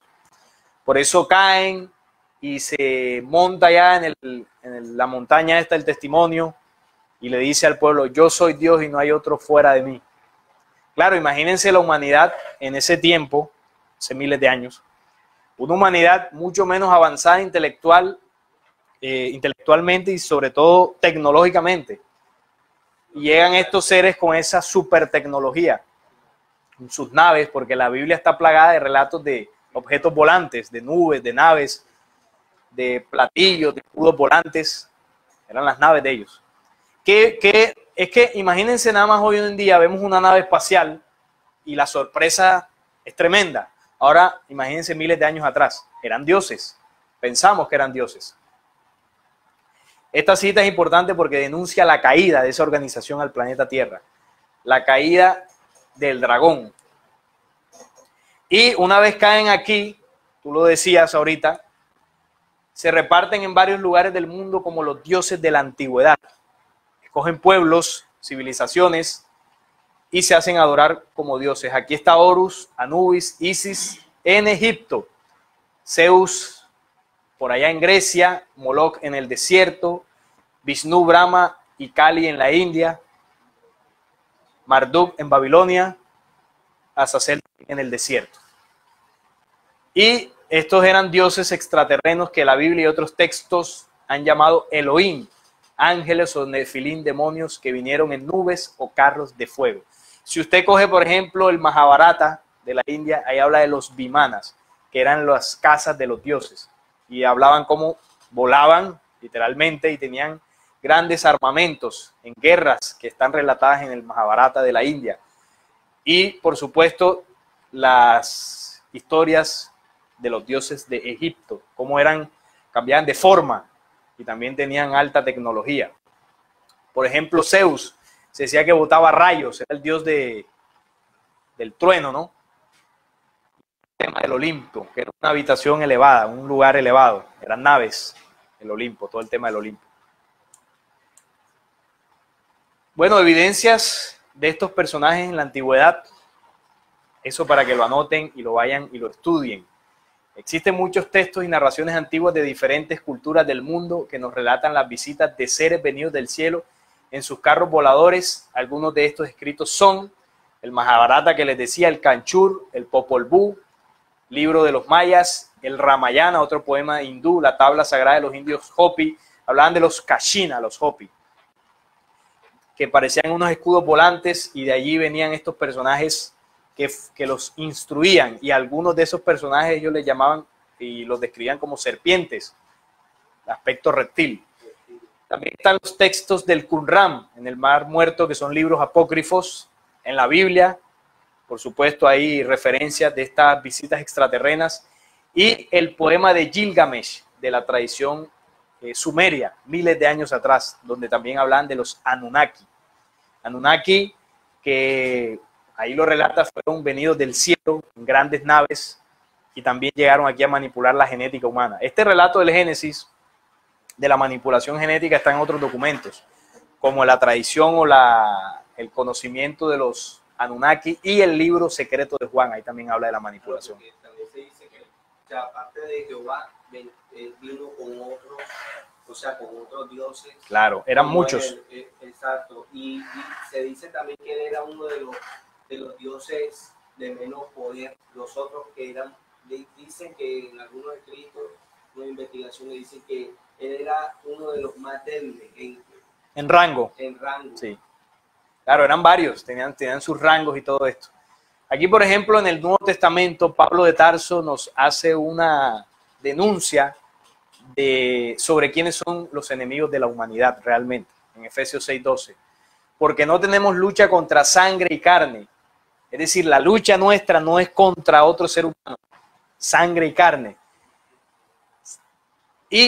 sino contra principados, contra potestades, contra los gobernadores de las tinieblas de este siglo, contra huestes espirituales de maldad en las regiones celestes. Es decir, que nos está diciendo que el enemigo es de afuera. Y hoy en día nos controlan desde gobiernos, principados, potestades, las altas élites de la humanidad, que son controladas por estas organizaciones extraterrenas. Y a través de esas organizaciones nos gobiernan. El libro de Enoc, otro libro apócrifo, el libro de Enoc es excelente porque hace un relato de la caída de estos personajes aquí y lo que hicieron una vez cayeron aquí. Ese también lo pueden encontrar por internet o en la página de RCPC. Aquí está nuestra página en la zona de biblioteca, rcpc.co. En la zona de biblioteca pueden descargar todos estos libros. En el capítulo 8 dice de este libro: y Azazel enseñó a los hombres a fabricar las espadas y los machetes, el escudo y la coraza del pecho. Ahí le enseñó a los hombres el arte de la guerra, al enseñarnos a forjar espadas, escudos, todo el arte de la guerra. Y también les mostró los metales y el arte de trabajarlos, y los brazaletes y los aderezos y el arte de pintarse los ojos con antimonio y embellecerse los párpados, y las más bellas y más preciosas piedras y todos los tintes de color y la revolución del mundo. Ahí está hablando del tema de los maquillajes y la vanidad para la mujer. Pintarse los ojos, las piedras preciosas y todo eso. Todo el tema del maquillaje y la vanidad fue enseñada por estos personajes a las mujeres y al hombre también, por supuesto. Y el arte de la guerra al hombre. Y la impiedad fue grande y general. Ellos fornicaron, los seres humanos, y ellos erraron. Y todas sus voces fueron corrompidas. Amisirias instruyó los encantamientos y los cortadores de raíces. Nos enseñaron la brujería, por ejemplo. Armaros enseñó a romper los hechizos. Baraquiel instruyó a los astrólogos. Cocabiel enseñó los presagios. Todo el tema de la astrología. La astrología actual está basada en mística y magia. Está mezclada con un montón de ciencias místicas y bastante tenebrosas. Por aquí va, bueno, los presagios también, el significado del aspecto de las estrellas. Asdariel enseñó el curso de la luna y en su aniquilación los hombres gritaron, su clamor subió hasta el cielo. Y esto solo es un pequeño párrafo de todo lo que dice. Ahí nos relata que estos personajes fueron los que nos enseñaron la práctica del aborto. La práctica del aborto fue enseñada por ellos. Ahí lo dice en ese libro. Han estado aquí tras los pasos del hombre.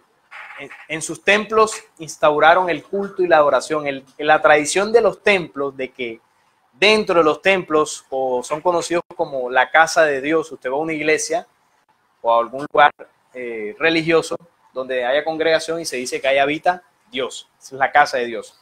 Esa tradición viene desde que estos dioses gobernaban. Ellos mandaban que se les construyesen templos de piedra y ahí vivían, literalmente. Vivían allí dentro. Era ahí, vivían, comían, dormían, pero tenían un lugar protegido. Solo podía entrar el sacerdote. Se llamaba el lugar santo. El sacerdote llegaba ahí, hablaba con el Dios y él iba y le decía al pueblo. De ahí viene la tradición de que el sacerdote, el pastor, el cura, es el intermediario entre Dios y las personas y la congregación. Porque así era en aquella época. Él era el que llevaba los mensajes. Entonces, por ejemplo, en el Éxodo 14:20 dice, y de día era una columna de humo y de noche una columna de fuego. Era la forma en que Jehová guió a su pueblo 40 años por el desierto. Era la nave arriba, dice, de día era una columna de humo. Era la estela, ¿no? Que eran aeronaves. Y de noche una columna de fuego que eran las luces. En aquella época la gente nunca en su vida había visto una luz como estas que tenemos aquí. Entonces ellos asociaban lo que veían con lo que conocían, que era lo único que alumbraba para ellos, el fuego o el sol. Entonces lo asociaban. Aquí están los templos de la antigüedad, ya quedan muchas ruinas donde literalmente habitaban los dioses. Entonces para el pueblo hebreo, ellos cuando no tenían templo tenían el tabernáculo. Entonces lo construían, que era una carpa armable, y ahí se posaba literalmente la deidad en su nave. Ahí está la columna de fuego. Lo armaron por orden de él. Por orden de él, claro, porque no tenía lugar. Una vez que ya llegan a tierra prometida, ahí sí manda a Salomón a que le construya allá en el monte Moriah el templo. Y ahí hacía sacrificio, por supuesto. Bueno, voy a dejarlo hasta aquí por el día de hoy. Dimos 1 hora y media, bueno, llevamos casi 2 horas. Casi 2 horas. Y voy a dejarlo hasta este punto, porque de aquí en adelante vamos a seguir utilizando elementos y citas y elementos de conocimiento para entender cómo este personaje en el tiempo fue haciéndose pasar y solidificando esa creencia y figura de Dios, entre comillas, y cómo el pueblo que eligió también se consagró como ese pueblo elegido, pero sobre todo y más importante es porque aquí estamos hablando de cómo unos personajes extraterrenos de carácter negativo se hacen pasar por Dios y manipulan, y uno dice, bueno, ¿y dónde está el Dios verdadero? ¿Cuál es el plan de la otra parte para contrarrestar esto? Y eso es lo que vamos a hablar en la segunda parte, lo que van a conocer en la segunda parte, y sobre todo el papel fundamental de Jesús el Cristo, que alejado de religión, porque Jesús no fue religioso ni vino a crear religiones, dejó un mensaje para que la humanidad despertara y saliera del sueño profundo que hablábamos al comienzo. Y eso lo vamos a hablar en la segunda etapa y parte de esta conferencia. Entonces, espero que hayan anotado las citas, por lo menos recuerden. Será bueno que en la siguiente traigan donde anotar o tomen fotos, no sé, para que comprueben, porque vamos a poner muchas más citas para seguir validando y sustentando esta información, porque no es suficiente, solo hemos tocado el Génesis y algunas citas regadas por allí del Antiguo Testamento, pero es necesario que profundicemos más.